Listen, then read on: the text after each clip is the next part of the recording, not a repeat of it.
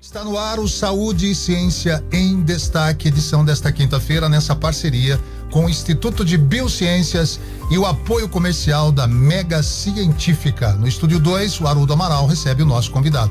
Exato, nós estamos recebendo aqui o professor Eduardo Bagagli, meu amigo já de muitos anos, acho que desde quando ele chegou para ser estudante, que a gente se conhece aí do dia a dia, sempre foi uma pessoa muito preocupada com a questão da qualidade do ensino, do dia a dia da cidade, e hoje a gente está, graças aí à parceria com o pessoal do Instituto de Biociências, nós estamos trazendo ele aqui para falar de um assunto muito interessante, que são os fungos. Os fungos ganharam uma importância na cultura popular, na cultura pop, recentemente, no ano passado, devido àquela série The Last of Us, né, que mostra como um vírus se apropria do controle cerebral das pessoas e passa a promover uma agressividade muito grande. E até estava comentando com o professor, recentemente eu recebi naqueles grupos que eu participo do Telegram, uma imagem de uma formiga que sobe numa determinada altura e em determinado momento um esporo lá de alguma coisa entra no corpo dela e ela fica alimentando um fungo. E ontem a gente até perguntou, né, o que era a mesma pergunta? Sobre a cerveja, né? Se a cerveja entra no processo. Bom, tudo isso para dizer bom dia para você, professor, seja bem-vindo aqui, é uma alegria. Você que também é um apreciador do rádio aqui na cidade de Botucatu e de rádio de uma forma geral e comunicação de uma forma geral. Bom dia. Bom dia, Haroldo Amaral, bom dia a todos. É uma satisfação realmente estar aqui, né? Realmente eu conheço o Amaral desde muito tempo.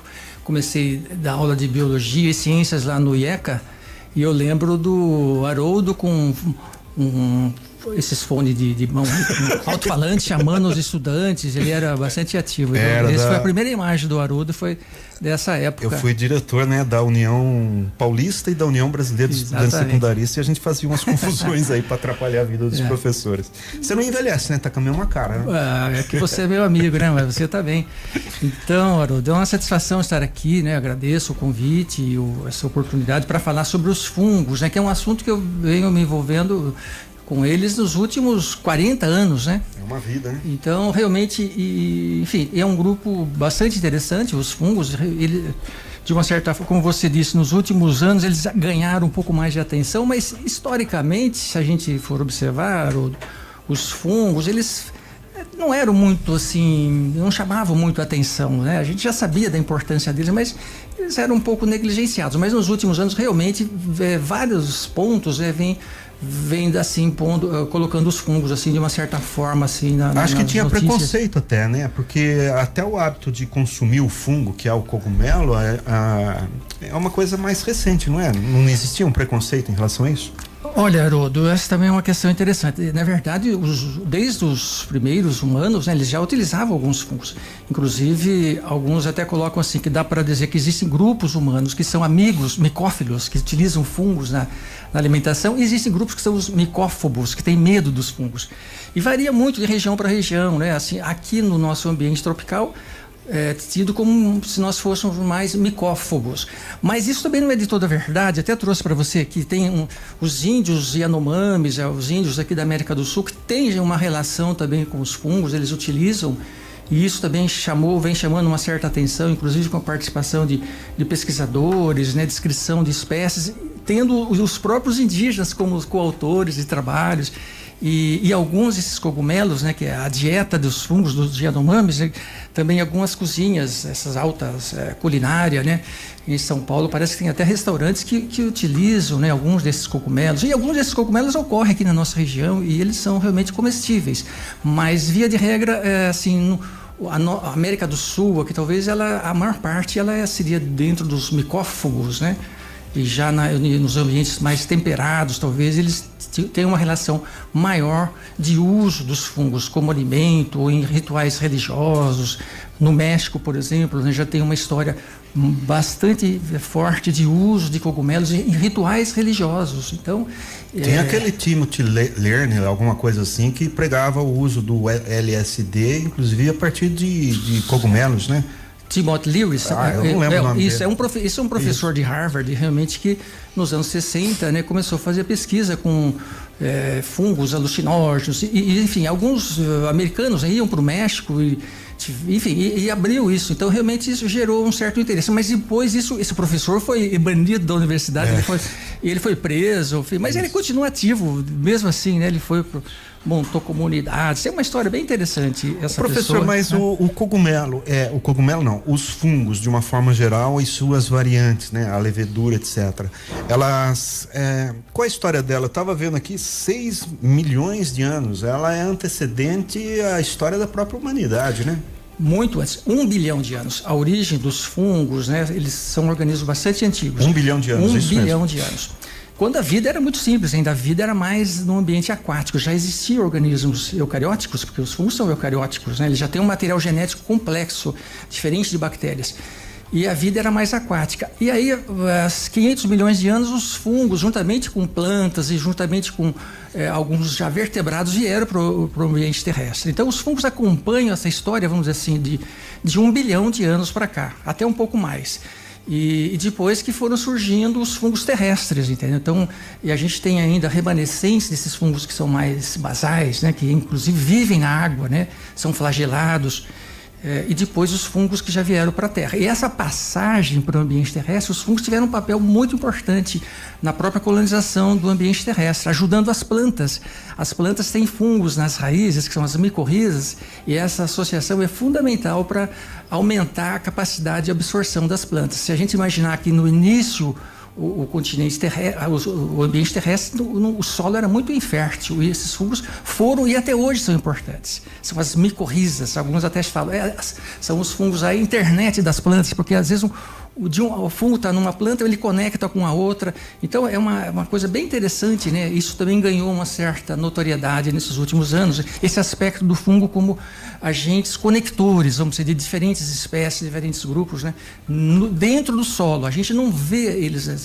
O que a gente enxerga é o fungo, às vezes, quando ele sai na superfície, em muitos casos, para produzir os seus estruturas de reprodução, mas a principal atuação do fungo, ele está dentro do solo ou dentro do tronco de madeira, ou quando ele está dentro do nosso corpo também, né? Então, ele fica dentro do corpo também? Sim, exatamente. Onde que a gente tem fungo? Bom, veja bem, essa proposta aqui de falar de mais de saúde. Então, a gente tem fungos que causam doença no nosso corpo, né? Então, o fungo se desenvolve. Candidíase, né? Aquela doença sexual, ou mesmo criança diz que já nasce com... Exatamente, realmente essa é uma área importante, a micologia médica, né? Então, a minha vinda para Botucatu para trabalhar com fungos, ele precisava trabalhar com esses fungos, né? Porque Botucatu, faculdade de medicina, humana, veterinária. Então, e tem muito aquele negócio daquele capim da região aqui que a gente mastiga e diz que dá um troço na cabeça, é paracoccidioides. Paracoccidioides. É esse mesmo, o senhor não deixou eu falar inteira a palavra.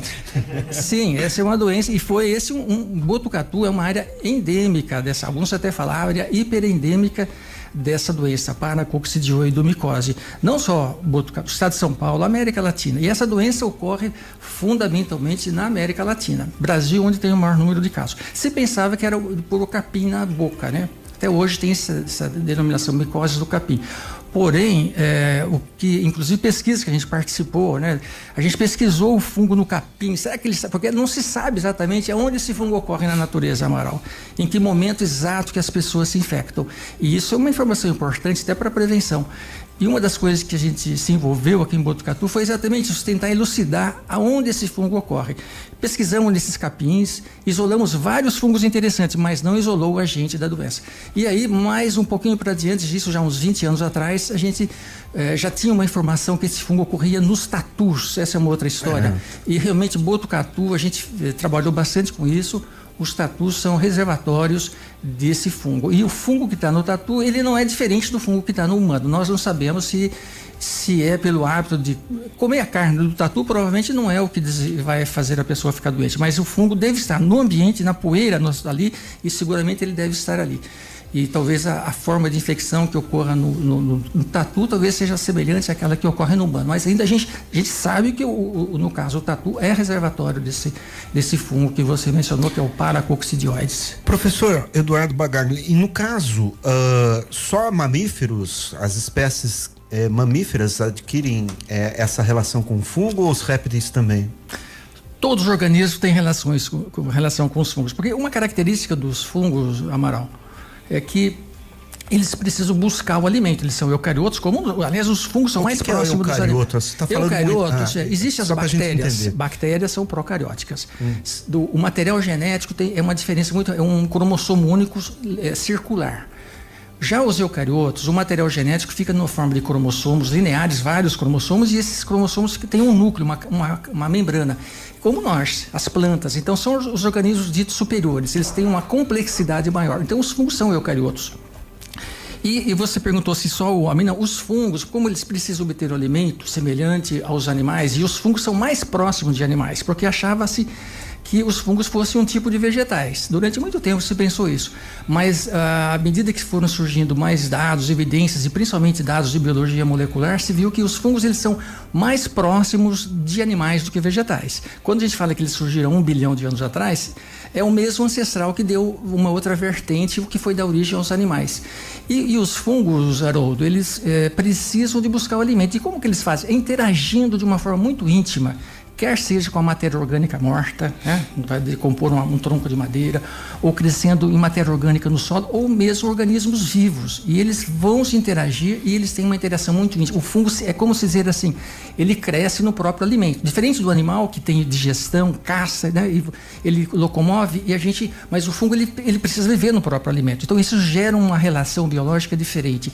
Então, daí isso tem todas as consequências, as doenças e o tipo, e as interações positivas que os fungos vão desenvolver com as plantas, com algas. Os líquens é uma coisa extraordinária. Você gera um novo grupo de organismos que é uma associação do fungo com a alga, porque a alga é que vai gerar o alimento para o fungo. Eles são especializados para obter nutrientes, né? Então, de forma que as interações fúngicas é o que mais chama atenção, e é em cima disso que vai ter os problemas na área de saúde, mas também soluções interessantes, assim, em termos de biotecnologia, né? Então, mas é essa questão de eles interagem praticamente com todos os grupos de organismos. Seria apropriado dizer que, talvez até te ofenda, professor, mas essa espécie, eu estou lendo aqui que ela é mais próxima dos animais do que os vegetais, portanto, então deve ser uma espécie. Não é meio que um curvo ambiental, porque ela cria situações onde ela se apropria da espécie, seja vegetal, seja humana, seja talvez mineral, vegetal. É uma espécie de um corvo que tem sua utilidade, porque a gente olha também com preconceito para o corvo, mas sim, é um agente ambiental importantíssimo, né? Sim, não tenha dúvida que esse papel dos fungos como os, vamos dizer, decompositores da matéria orgânica é fundamental. E realmente, sim, tem a ver. Agora, os fungos decompõem substâncias muito complexas e que são importantes. Por exemplo, decompor o material vegetal, celulose, lignina. Durante algum tempo na vida da Terra, essas substâncias não eram bem decompostas, elas se acumulavam, e os fungos, então, inclusive o surgimento desses fungos mais complexos, por exemplo, esses fungos basíleos micetos, né, eles são capazes de decompor celulose, hemicelulose e lignina. Então, isso mudou todo o panorama, entendeu? Então, e hoje tem até interesse da parte de bioenergia, porque decompor, por exemplo, a lignina, Haroldo, é muito difícil. Então, é um papel muito importante, esse paralelo com os corvos. Tudo bem, pode fazer, mas realmente eu acho que assim, vai além até de um papel de ser simplesmente assim, de limpadores da natureza, mas isso é um grande papel ecológico, sim, dos fungos, né? Professor, eu estou segurando um fungo aqui que o senhor até me fez cheirar aqui, e ele tem como que cheiro, odor, né? Um odor, perfeito. Um odor característico de uma coisa que está na mata em decomposição, um cheiro agradável. Que diabo de cogumelo é esse aqui? Esse cogumelo, Haroldo, é muito interessante, é o gênero Ganoderma. Prazer, Ganoderma. Ganoderma. Lá na China, há mais de 1000 anos, eles utilizam uma espécie que é o Ganoderma lucidum como vamos dizer assim, um suplemento alimentar. Eles até falam que é um suplemento dos deuses ou dos imperadores, porque ele tem propriedades, vamos dizer assim, anti-envelhecimento, protetor celular. Isso há mais de 1000 anos na China. E esse gênero Ganoderma, ele é muito comum aqui agora. Se você observar nas árvores aqui de Botucatu, E ele essa é uma outra espécie, não é um Ganoderma lustro, mas ele tem propriedades muito semelhantes. Ele atua até como causa doença nos troncos das árvores. Essas árvores, cibipiruna e várias outras nas ruas, frequentemente elas têm aquela lesão onde tem a raiz, na calçada. E ali vai entrando vários fungos. E esse fungo vem, e várias árvores vêm caindo, inclusive, né, devido à presença do Ganoderma. E isso é um fungo bem bonito, tem esse cheiro agradável. O cheiro nos fungos realmente tem um papel também, né? Se você lembrar aquelas trufas que eles comida usam. Nobre, isso, na Europa, nobre. né? Então eles têm odores assim, né? O fungo tem uma comunicação química com os hospedeiros. Às vezes ele tem esse cheiro para atrair um inseto ou algum animal para fazer a sua dispersão. Então isso tudo está presente no mundo dos fungos.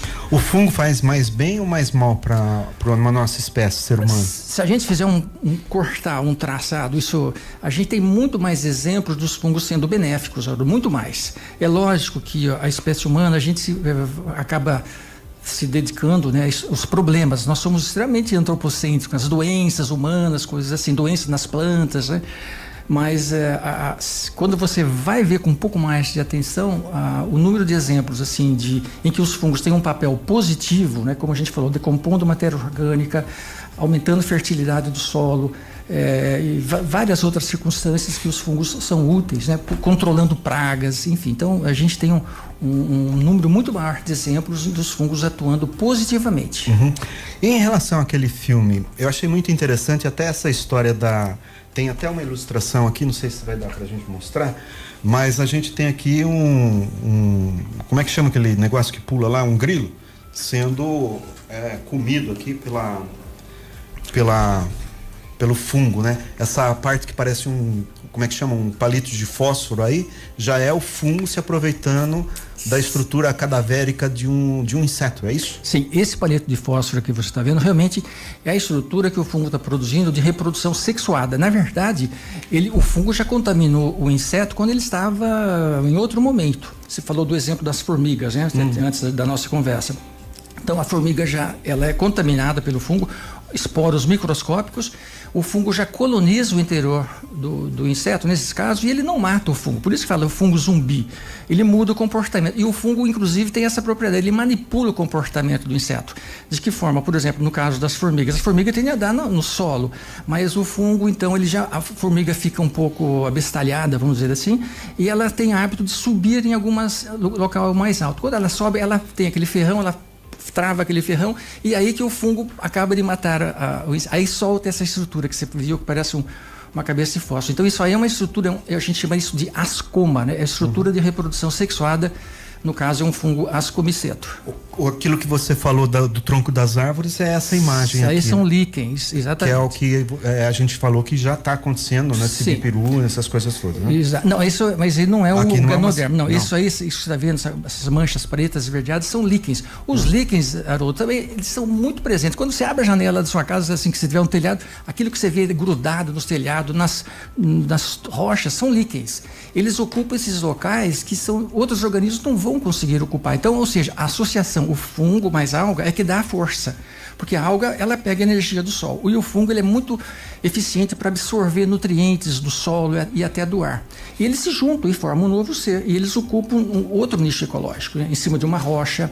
E eles são organismos extremófilos, né? Então, se você subir lá no Everest, por exemplo, vai subindo, o que vai acontecendo? Todas as formas de vida vão diminuindo, vegetais e animais. Os últimos seres vivos são líquens. Se você vai no Polo Sul e no Polo Norte também, os líquens. Então, eles têm essa capacidade de viver em ambientes extremos e são associações também muito interessantes ecologicamente, né?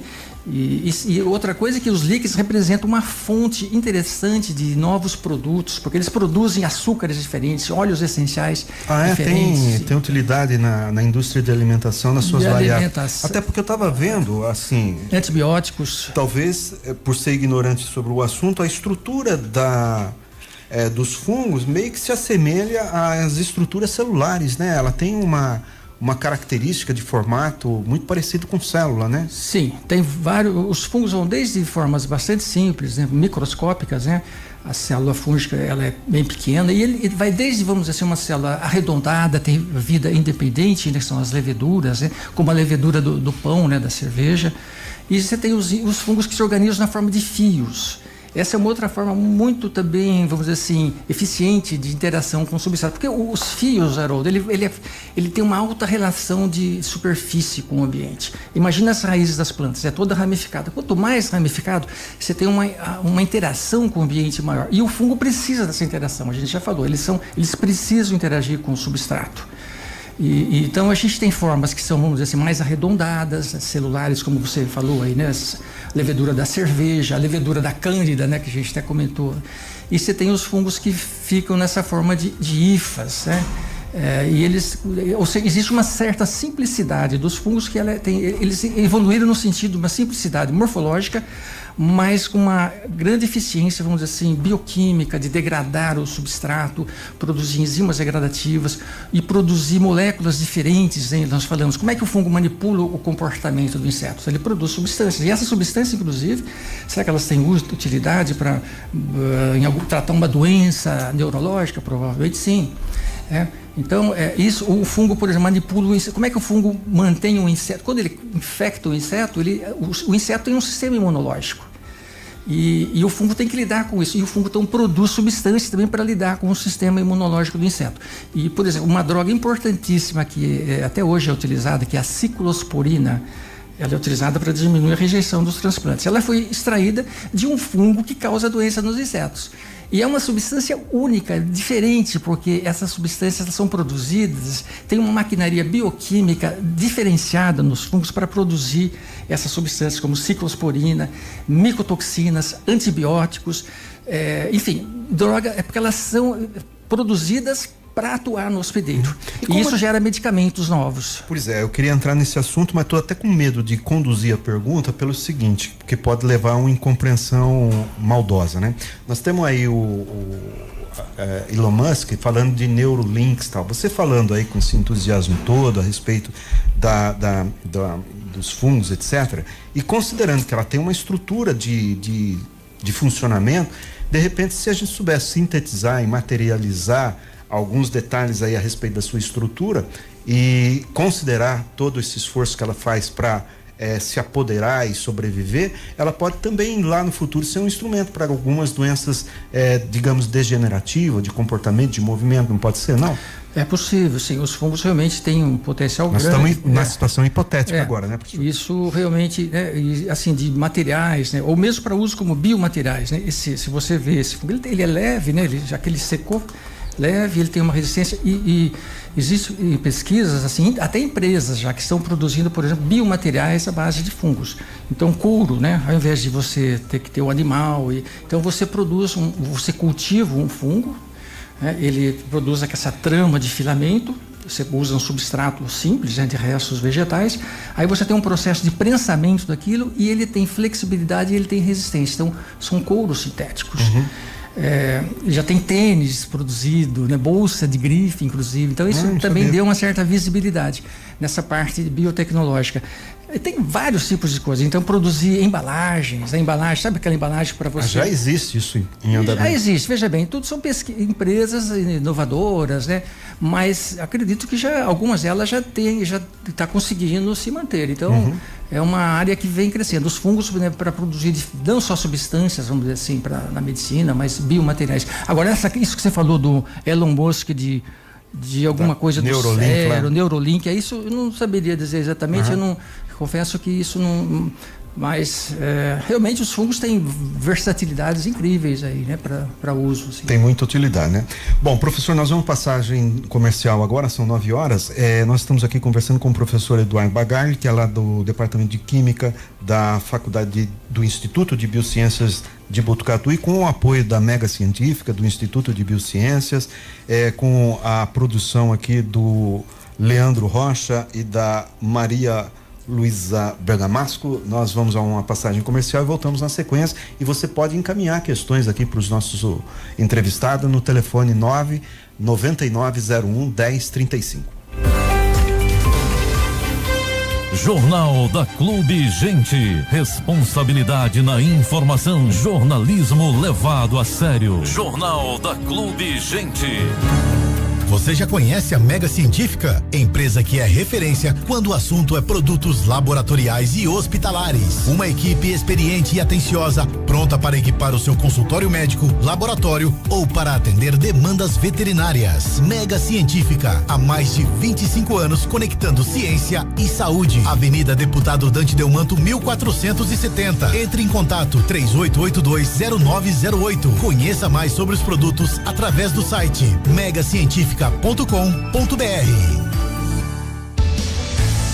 Jornal da Clube Gente. Esta meia hora é um oferecimento. Grupo Berimbau Peças e Postos. Qualidade em atendimento é a nossa marca. Oral Unique. Você pode e merece o melhor.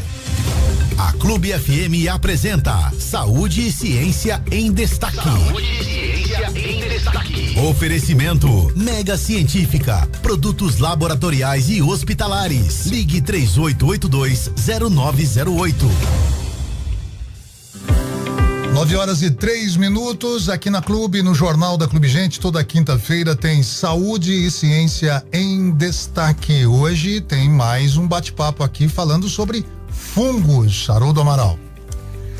Muito bem, a gente está aqui com uma série de informações e o professor Eduardo é um entusiasta disso e às vezes a gente está com a ideia aqui pronta para determinado lado, ele traz uma outra informação aqui que é melhor ainda para a gente entrar no assunto. Mas como esse nosso trabalho aqui também tem a ver com saúde humana, saúde animal, saúde ambiental, a gente vai entrar em algumas questões da saúde coletiva, né?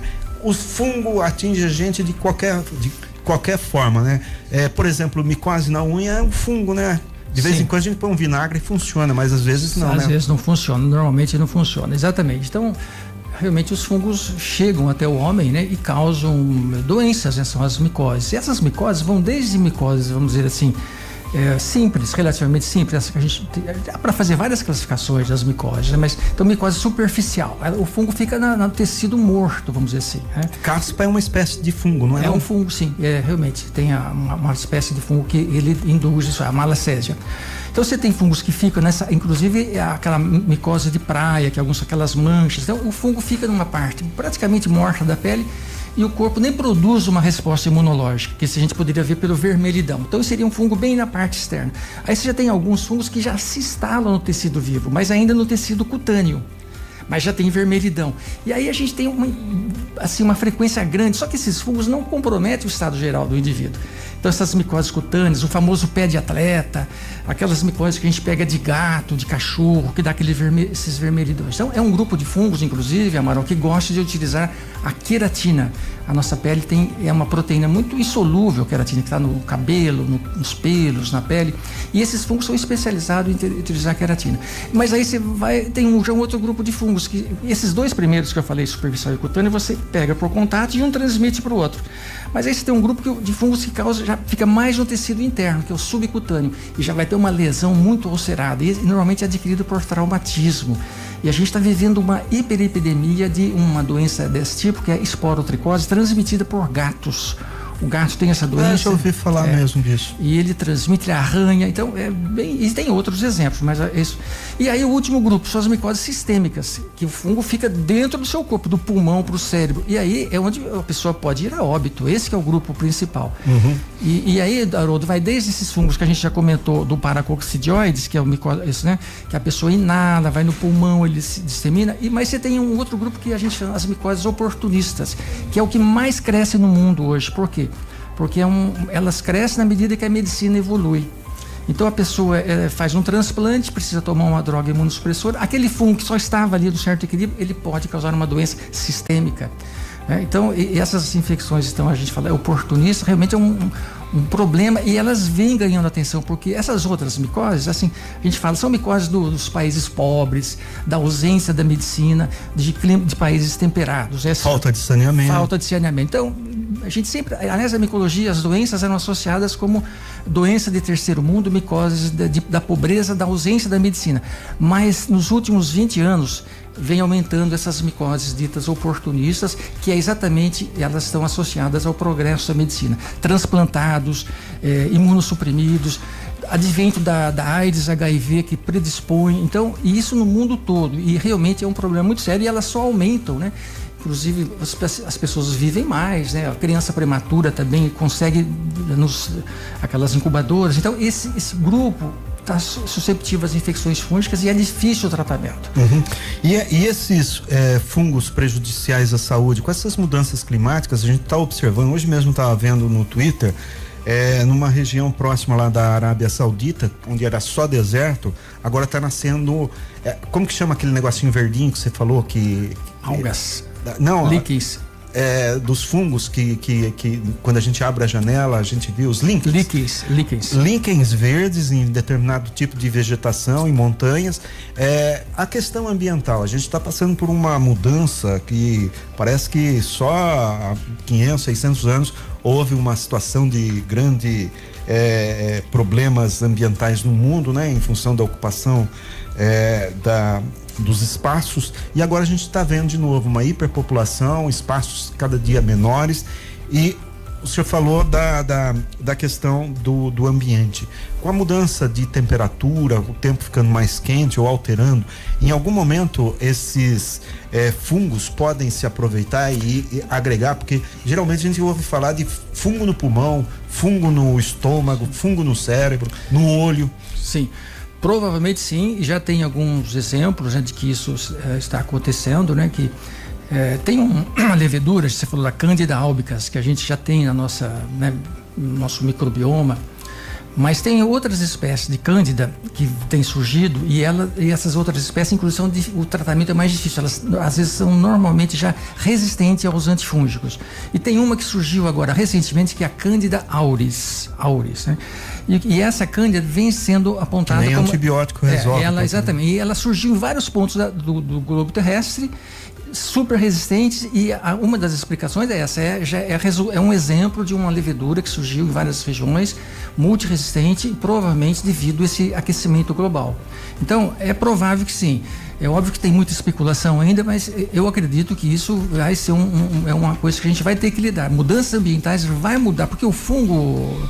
ele não tem um controle de temperatura, ele é à mercê das condições ambientais. Ele precisa de umidade, temperatura, e a temperatura aumentando vai mudar os fungos, né? Isso com certeza, principalmente as espécies de fungos que são capazes de se instalar no nosso corpo.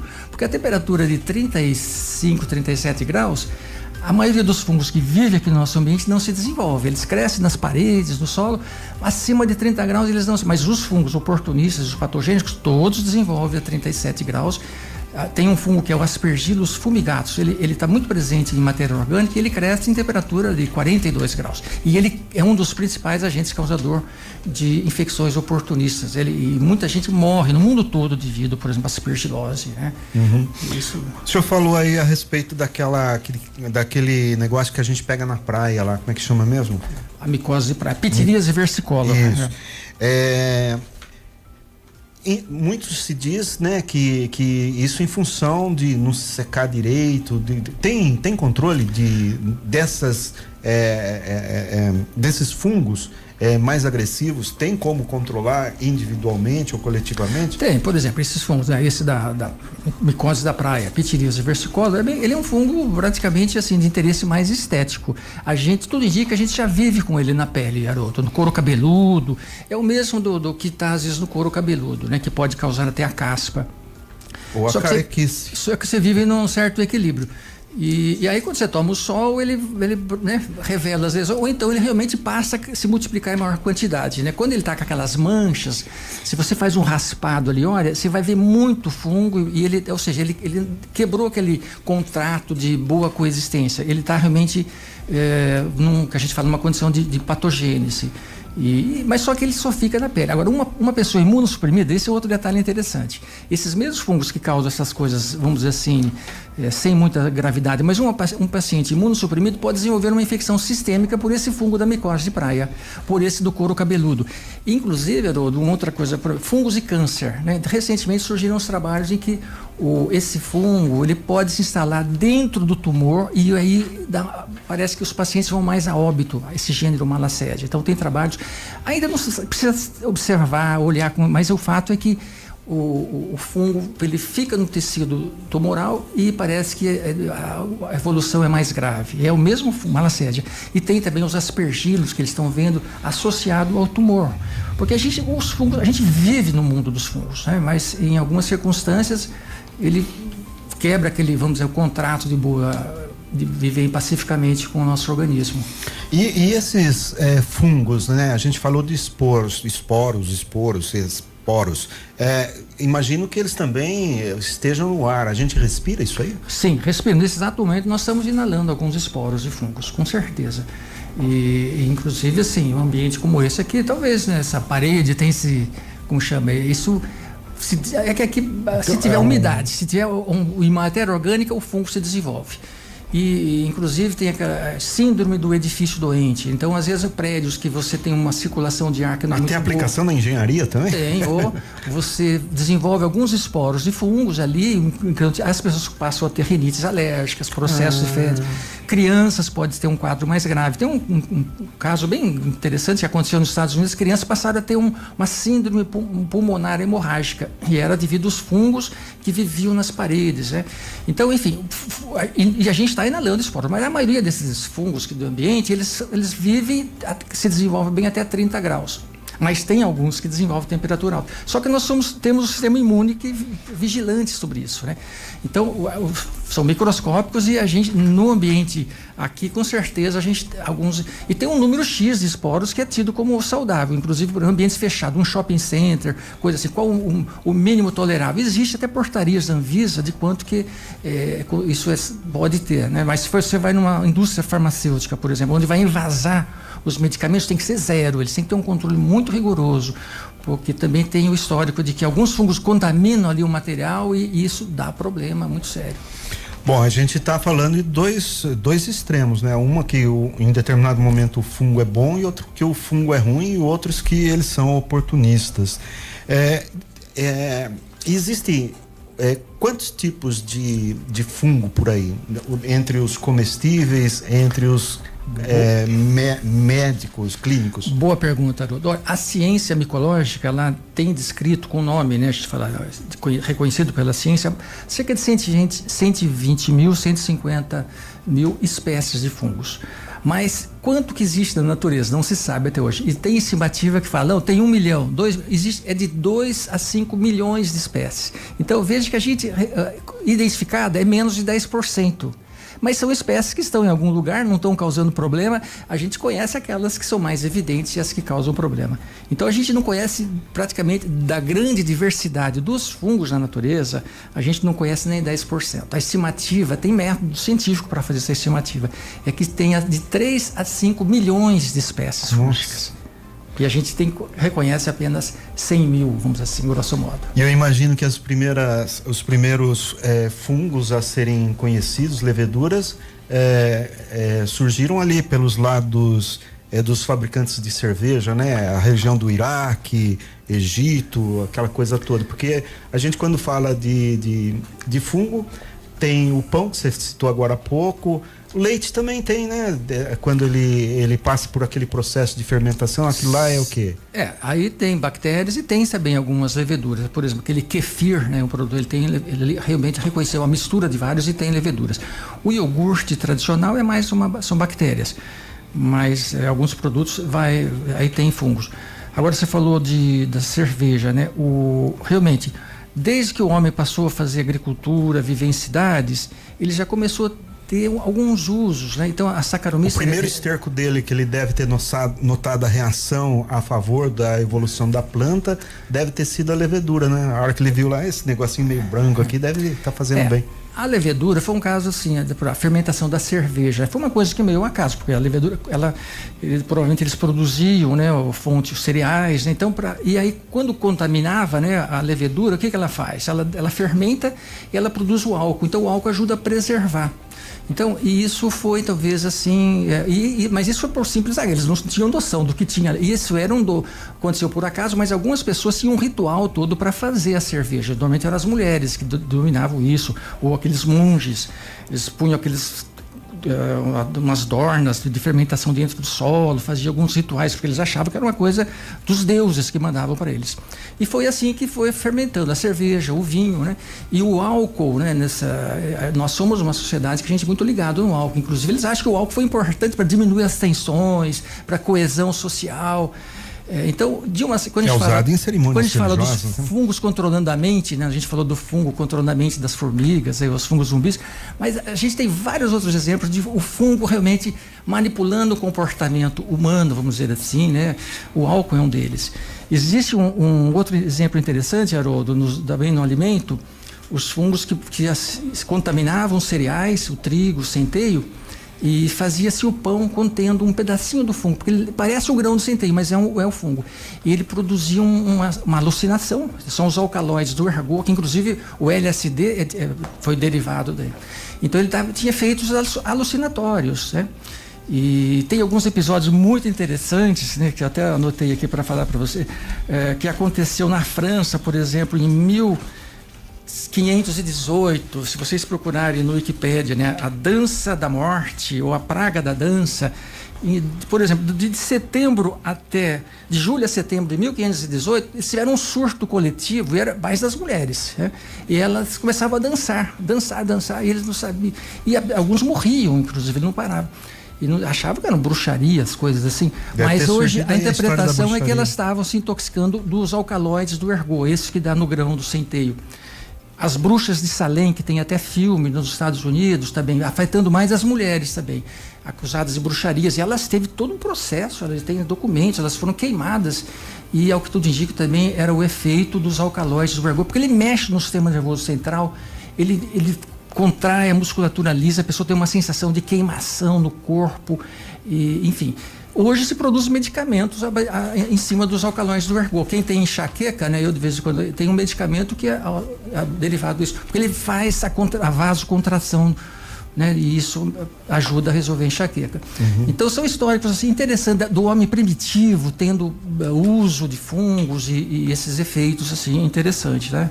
Mas eles não conheciam nada de fungo. E até hoje a gente conhece pouco sobre os fungos. Sabe? A gente falou aqui a respeito das micoses, que dá na pele, que dá na unha, etc., dá em gente e dá em bicho. É o único fungo que pode causar algum problema de saúde, que nos leve a uma unidade clínica, um pronto-socorro, a um hospital? Bom, realmente, a gente falou desses fungos mais superficiais, pé de atleta, então esse fungo subcutâneo, né, do gato, a pessoa provavelmente vai procurar um médico dermatologista, porque ele é bastante incomodante. Agora, uma micose sistêmica, ela realmente tem que procurar, e se ele começa a ter sintoma, a pessoa começa a emagrecer, e a pessoa pode ir a óbito, tá?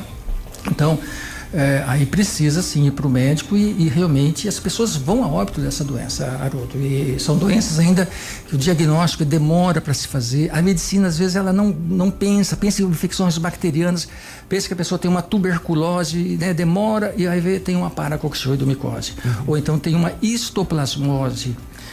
E tem uma outra doença desse grupo que é a coccidioidomicose, que é o primo do paracoccidioides. Essa doença, Haroldo, ocorre principalmente no Nordeste, em caçadores de tatus. As pessoas vão caçar tatus, mexe o solo, então aí inala os esporos do fungo, depois de 1-2 semanas fica doente, todos os caçadores, os cães, e é realmente uma doença porque ela é muito agressiva, então causa óbito. Inclusive, se vocês digitarem doença dos tatus do Nordeste, agora vem sendo pesquisada. Eu participei de uma viagem antes da pandemia, a gente foi coletar material lá no solo dessas tocas para a gente detectar esse fungo, e realmente a gente teve contato com aquelas comunidades. Naquela semana o caçador tinha ido a óbito, era uma comunidade muito pobre, o cão deles tinha morrido uma semana antes e ele morreu uma semana depois. E tem dados bem documentados, é a coccidioidomicose. Então eu estou falando disso por quê? Porque às vezes uma pessoa que vai fazer uma viagem, vai fazer um esporte radical nesses locais, então a poeira, a inalação, então isso tem que tomar um cuidado com poeiras. E outra, para fechar essa questão, né, de quando tiver contato com poeiras de locais protegidos, sótãos de casa, cavernas, isso tem que tomar cuidado. Pombos, exatamente. Os pombos domésticos, isso é uma outra questão. Tem um fungo que costuma ficar nas fezes desses pombos, mesmo das praças, que é um fungo das micoses oportunistas. A pessoa saudável, ele consegue lidar com a infecção. mas você às vezes não sabe que você está um pouco imunossuprimido. Tem casos a pessoa aparentemente saudável desenvolve uma infecção. E esse fungo vai do pulmão, ele vai para o sistema nervoso central, dá uma meningite e causa óbito. Então, e é uma doença. Já tivemos também, casos disso em Botucatu. Sim, vários casos, exatamente.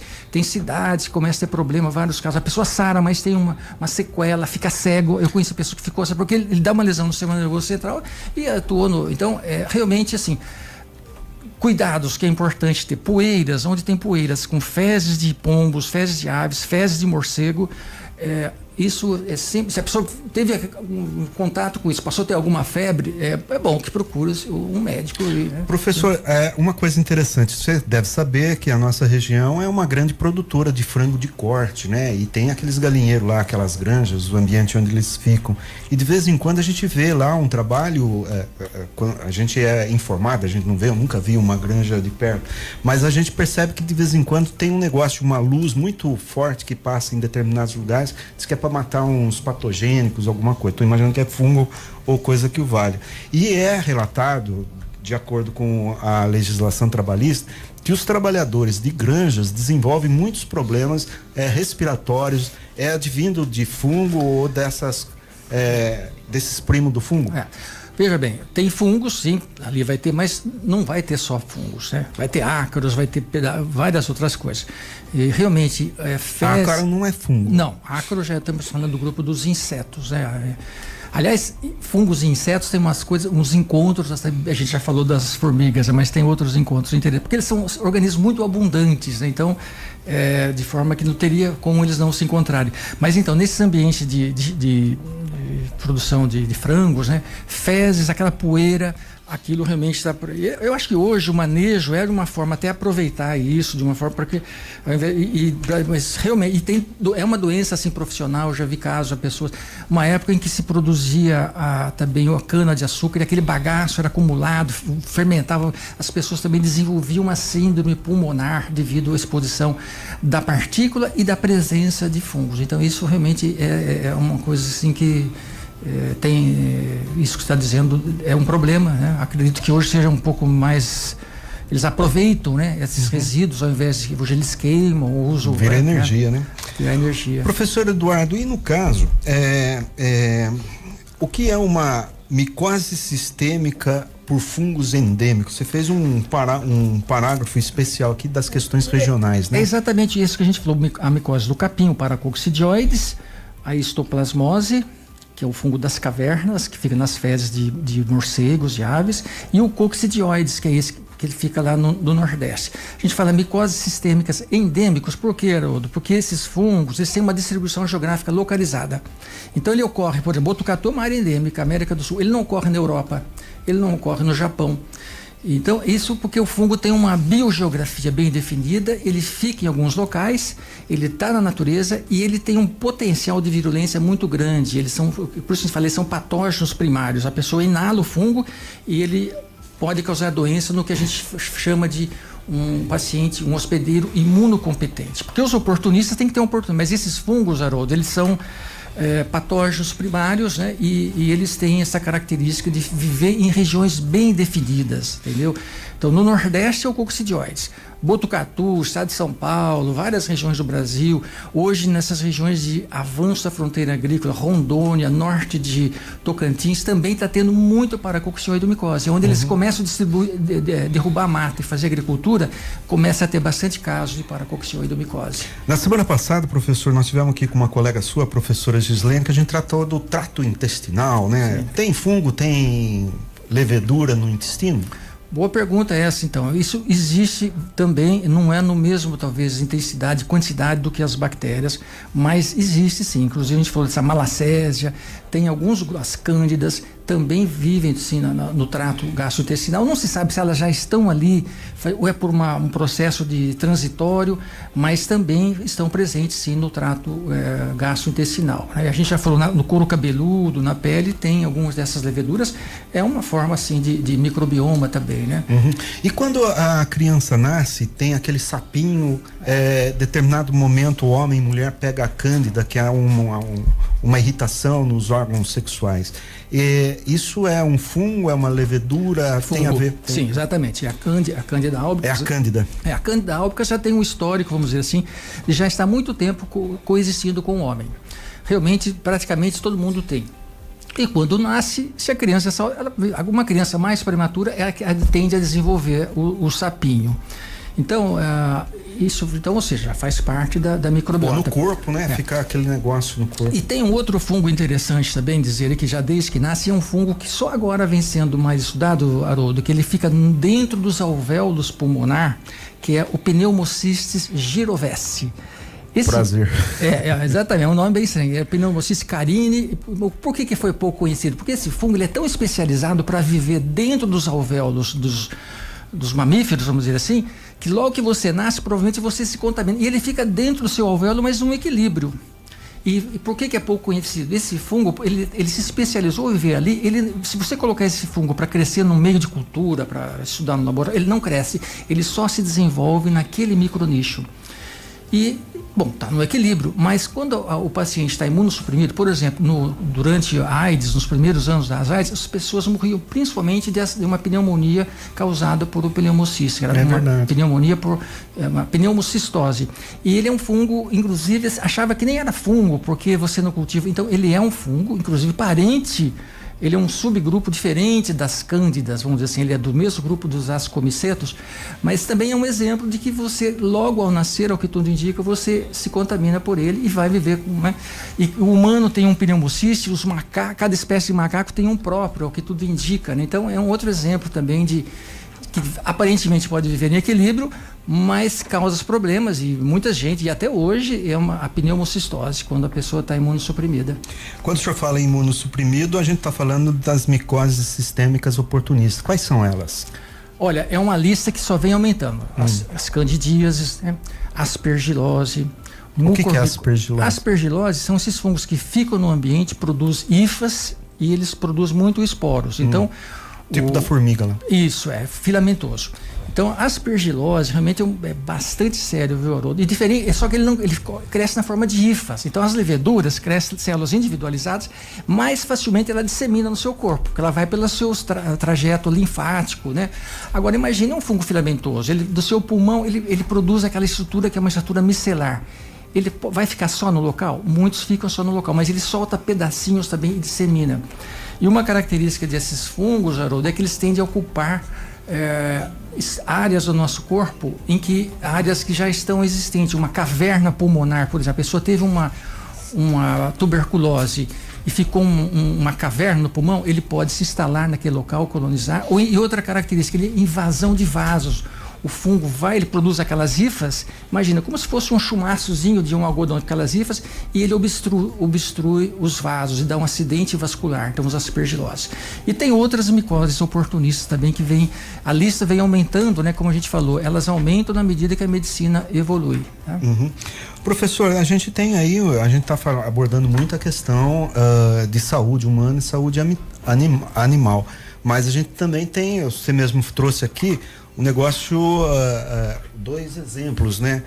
O fungo da China e esse juba de leão aqui, que é um produto que dizem que é vegano, bom para as sinapses, né? E aqui em Botucatu, seus colegas da biologia, da agronomia, inclusive produzem muito fungo. Sim. A região de Botucatu passa a ser uma produtora, tem até uma fábrica aqui, né? E esses fungos que a gente come? A gente falou das doenças e das virtudes a favor do ser humano. E agora, falando de alimentos, até os índios têm aqui utilizam, né? Exatamente. Aliás, é a primeira vez que eu vejo a língua indígena escrita aqui. Escrita, exato. Esse livro é muito interessante. Bom, fungos comestíveis. Então, a gente tem vários exemplos, né? Ou com propriedades especiais, medicinais. Bom, vamos falar do fungo comestível, que inclusive o Botucatu realmente tem uma empresa muito avançada em tecnologia para produzir o shiitake, né? Fungibras, né? Fungibras. Eles têm bastante tecnologia, enfim, vamos dizer assim, Ao se utilizar de fungo como alimento, eles têm propriedades muito interessantes, já reconhecidas. Ele estimula o sistema imunológico, porque o fungo ele tem na sua parede celular, Haroldo, uma substância que são as glucanas. O que é a glucana? É vamos dizer, o esqueletozinho do fungo. É um polímero de glicose arranjado de uma tal forma, tipo uma fibrazinha, e essa fibra, a gente no intestino, ela já tem uma propriedade benéfica, e também quando você absorve, ele estimula positivamente o sistema imunológico. Eu me lembro que o professor Meira estudava a glucana de Saccharomyces da cana para pesquisar HIV. Exatamente. Então, naquele início da HIV não tinha, ele pegava, extraía a glucana. Né? Olha, você tem uma memória muito boa, Haroldo. Nem os alunos nossos, eu lembro, que eu fiz uma matéria, uma vez o professor falou, e foi uma conversa longa, e eu produzia, de primeiro trabalhando numa rádio, tinha uma parceria com a Rádio Voz da América nos Estados Unidos, e eu produzia, eles pediram uma matéria especial, fiquei 30 minutos falando com o professor Meira sobre isso na época que era ondas curtas ainda. Então é a parede celular da Saccharomyces, a levedura do pão, extrai as betas-glucanas, e eles tiveram um resultado muito interessante. E quando você come um cogumelo, né, também ele é positivo. Então eu recomendaria sim o uso de cogumelo, porque ele é uma fonte interessante também de vitaminas e uma fonte razoável de aminoácidos. E principalmente quem é vegano. Então, em Botucatu tem uma oferta boa de cogumelos, que eu acho que só vai crescer. Então, isso, eu diria... Não sei se o meu amigo Sérgio Parada, jornalista, ainda produz cogumelo, mas é uma época ele estava andando atrás de madeira. Eu falei, para que tanta madeira? Vai pôr fogo no sítio? Não, é para os meus cogumelos. Abraço, Sérgio Parada. Assim, ainda dentro do uso do cogumelo como alimento, uma coisa interessante, os fungos não têm colesterol. O colesterol, ele é importante, nós temos o colesterol. Os fungos têm um esterol diferente, que é o ergosterol. Então, se a pessoa tiver problema de colesterol, pode comer cogumelo à vontade, inclusive ajudar a diminuir os esteróis. E essas estatinas, que são esses medicamentos para baixar os esteróis, o colesterol, são produzidas por fungos. Parece que deu uma... Não, é que eu estou olhando o relógio ali. Enfim, então o fungo como alimento também é uma área interessante, que tudo indica vai continuar crescendo, né? Enfim. E seguindo essa linha aí, professor, de que forma o fungo ou suas variáveis, sejam naturais ou processadas, podem ajudar, hein? Você deu um exemplo aí, a pressão alta, como é que chama? O colesterol, essa coisa toda. Onde mais eu posso usar esse alimento funcional? Bom, enfim, como esse produto aqui, né, juba de leão, ganoderma, cordíceps, inclusive cordíceps, é o que ocorre em insetos. Então, se você quiser comprar hoje, no Brasil tem disponível. A Anvisa agora parece que liberou esses produtos, porque até então tinham que ser registrados. Como eles entram como suplementos alimentares, abriu a janela para todos. Então, agora, existe muito também de propaganda. Realmente tem alguns efeitos, mas acho que nesse primeiro momento seria bom verificar e ter um produto certo, porque ver se aquela empresa, por exemplo, será que aqui está realmente esse fungo? Será que não houve uma contaminação por um outro? Então, é importante que esse mercado crescente seja feito e tenha alguma regulamentação, um controle de sanidade, porque facilmente esse fungo aqui, juba de leão, ele pode estar contaminado por um aspergillus. As micotoxinas, a gente falou pouco sobre isso. Alguns aspergillus produzem muito micotoxinas. A micotoxina que dá no amendoim, por exemplo, e elas são até cancerígenas. Então, enfim, os fungos, eles têm muitas moléculas bioativas. As positivas, né? Mas pode ter, a gente falou dos alcaloides do Charcot, os próprios antibióticos são micotoxinas, né? E então é realmente um mercado crescente, mas tem que ser feito com cuidado, controle. E eu ainda não sei se isso está ocorrendo, entendeu? Agora, essas empresas que cultivam cogumelo, né? Por exemplo, essas empresas, essa de Botucatu, ela tem uma tecnologia bastante avançada, né? Está no Parque Tecnológico, sim, exatamente, né? De forma que nessa área de fungo, né? Como suplemento alimentar ou como próprio alimento, é realmente um campo, sim, que eu vejo que vai continuar crescendo, Haroldo. A gente poderia encerrar com um assunto mais sério, mas vamos lá para o entretenimento. É possível aquela série, Os Últimos de Nós, Last of Us, se tornar realidade? Porque no começo do filme, aquele cara, não, os vírus vão acabar. Não, é o fungo. E com aquela cara, aquele jeito. o cara me convenceu. É possível isso aí ou é conversa de cinema? Eu acho que é mais conversa de cinema. Não estou falando que pode ser problema, sim, a gente já tem os problemas, nem precisa. Falamos vários deles, né? Exatamente. Mas assim, como uma ameaça para a humanidade. Tornar a gente assim, agressiva. Não, isso não. Isso eu acho que dificilmente, e esse fungo, né, atacando os insetos, assim, normalmente os fungos eles têm uma coisa que a especificidade. Você tem aquela espécie parasita aquele grupo de organismos, ele não parasita o outro. Então esses fungos que parasitam o inseto, alguns podem causar infecção oportunista no homem, mas é o caso do imunossuprimido. Mas as relações biológicas, elas têm essa coisa de especificidade, eles se especializam naquele grupo. E esses fungos de insetos, tanto é que a gente tem cordíceps, né, produto para você utilizar como suplemento alimentar. Tá? Lá na China, nos altos dos Himalaias, eles coletam no campo lagartas parasitadas por esse fungo, elas são secas e eles vendem a preço de ouro aquilo, porque eles são tidos como um produto assim que aumenta a força física. Teve um ano que acho que os atletas da China, eles utilizaram aquilo. Então ele tem um custo bastante alto, né? Esse produto, quer dizer, o inseto parasitado utilizando como suplemento alimentar. Legal. Professor, microfone então para suas considerações aí, caso queira acrescentar mais alguma coisa, pessoas que eventualmente tenham dúvidas, se tem um telefone de contatos, se tem literaturas aproximadas. Muito obrigado pelas informações, professor Eduardo Bagagli, e conte sempre conosco para falar desses assuntos que tem a ver com saúde, com alimentação e com entretenimento também. Sim, exatamente. Bom, eu que agradeço a oportunidade, né, dizer que assim, talvez uma última mensagem, né, para os formadores de opinião, os donos das empresas, enfim, quem cuida do dinheiro, né, de continuar apoiando isso. Aliás, que alguma empresa que está apoiando. Esses conhecimentos, né, o conhecimento básico da biologia, da biodiversidade. Então, eu acho que isso é uma coisa que tem que ser apoiada, essa biologia básica, de conhecer a natureza, independente se vai ter aplicação ou não, né? Da bolsa de estudo para os estudantes, esses meninos e meninas que gostam de colecionar figurinha, pedra, eles às vezes se interessam por essas coisas da natureza e isso pode descobrir coisas muito interessantes e precisa disso. Então, que as pessoas apoiem mais esse tipo de estudo, né? É basicamente legal. Isso. Obrigado, professor. E também muito obrigado à Mega Científica, que é a nossa apoiadora aqui. Muito obrigado, pessoal da assessoria de imprensa lá do Instituto de Biociências, ao diretor, ao vice-diretor. O diretor agora é presidente do campus, da prefeitura do campus, né? Hoje já mudou? Já mudou, então está com um cargo a menos, mas é menos dor de cabeça. Obrigado também ao Leandro Rocha, Maria Luísa Bergamasco, minha querida coleguinha dos velhos tempos do Jornal Diário da Serra, tá bonita demais aqui, eu adorei vê-la. Um abraço, bom dia a todos. A Clube FM apresenta Saúde e Ciência em Destaque. Saúde e Ciência em Destaque. Oferecimento Mega Científica, produtos laboratoriais e hospitalares. Ligue 3882-0908.